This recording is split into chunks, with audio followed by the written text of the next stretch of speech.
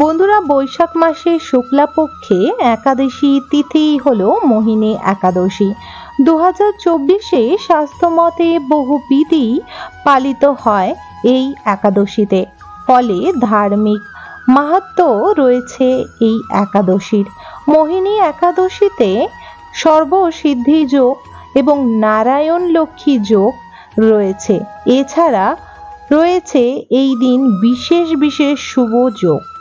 এই দিন যদি আপনারা তিথি অনুযায়ী কাজকর্ম করে থাকেন, এতে আপনাদের জীবনে থাকা সর্ব দুঃখ জ্বালা দূর হবে। এবং এই একটি তুলসী পাতা নিয়ে একটি মন্ত্র সহকারে যদি আপনারা এই স্থানে রেখে দিতে পারেন, তাহলে আপনার জীবনে সর্ব মনস্কামনা পূর্ণ হবে। বন্ধুরা, মোহিনী একাদশী হলো মোহিনী একাদশীর তিথি 18 মে সকাল 11:22 থেকে শুরু হয়ে যাচ্ছে এবং এই তিথি 19 মে দুপুর 1:50 শেষ হয়ে যাবে। কিন্তু উদয়া তিথি অনুসারে মোহিনী একাদশী ব্রত 19 মে হবে। এবং মোহিনী একাদশীর মাহাত্ম্য, মোহিনী একাদশীর দিন শ্রী বিষ্ণুর পূজার কথা বলা হয়। এই দিন শুভ দিন বলে মান্য করা হয় এবং বিষ্ণু পূজা করলে সর্ব মনস্কামনা পূর্ণ হয়ে থাকে। এই দিন বলা হয়, পুরাণে এই মোহিনী একাদশীর কাহিনী রয়েছে বহু বৃত্তান্ত। মোহিনী একাদশী কাহিনী বলা হয়, সমুদ্র মন্থনের সময় শ্রী বিষ্ণু নিজে বলেছিলেন, মোহিনী রূপে তিনি নিজেকে নিয়েছিলেন এবং স্বয়ং বিষ্ণুই কিন্তু মোহিনী রূপটি ধারণ করেছিলেন। সেই রূপেই তিনি দেবতাদের অমৃত পান করেছিলেন। শ্রী বিষ্ণু অসুরদের বিপাকে ফল ফলাতে বা তাদেরকে ধ্বংস করতে, বিনাশ করতে এই রূপ ধারণ করেছিলেন। আর দেবতারা অমৃত পান করে অমর হন। কথিত রয়েছে, হিন্দু ধর্মে একাদশী উপবাস শিব বিষ্ণুর উদ্দেশ্যেই উৎসর্গ করা হয়।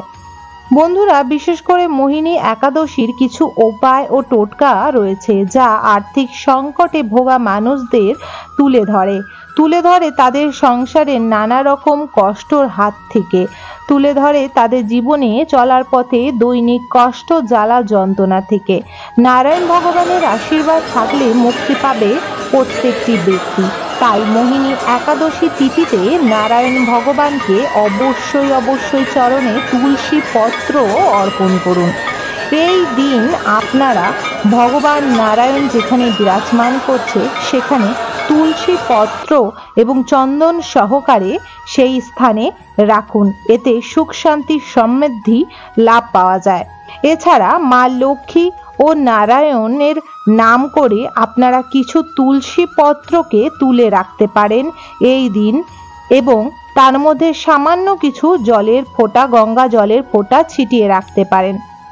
তারপর এটি আপনারা পরের দিন কোনো লক্ষ্মী, নারায়ণ বা রাধাকৃষ্ণ মন্দিরে নারায়ণ ভগবানকে উৎসর্গ করে যদি সেই মন্দিরে সাদা ফুল সহকারে রেখে দিয়ে আসতে পারেন, তাহলে আপনাদের জীবনে অর্থনৈতিক উন্নতি ঘটবে, সুখ শান্তি ও সমৃদ্ধি আসবে। বন্ধুরা, এই দিন আপনাকে করণীয় একটি, সন্ধেবেলায় আপনারা কিছু তুলসী পত্র যদি তোলা থাকে তাহলে অতি উত্তম। যদি তুলসী পত্র না তোলা থাকে তাহলে এই কার্যটি কিন্তু সেই ব্যক্তি করতে পারবে না।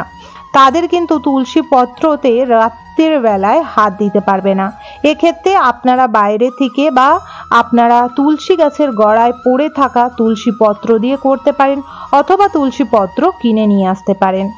তুলসী পত্র এই দিন ছিঁড়তেও পারবেন না, কারণ একাদশী এবং এই দিন পড়েছে 19 মে 2024, মে মাসের রবিবার। তাই এই দিন তুলসী গাছে হাত দেওয়া নিষেধ। তাই তুলসী গাছের নিচ থেকে পড়ে থাকা তুলসী পত্র অথবা আপনারা বাজার থেকে কিনে আনা তুলসী পত্র দিয়েই এই কার্যকলাপ করতে হবে। এর জন্য আপনাকে এই কার্যটি করতে হবে কি, তুলসী পত্র প্রতিটি আপনার বাড়ি যতজন সদস্য ততকটি তুলসী পত্র নিয়ে নেবেন।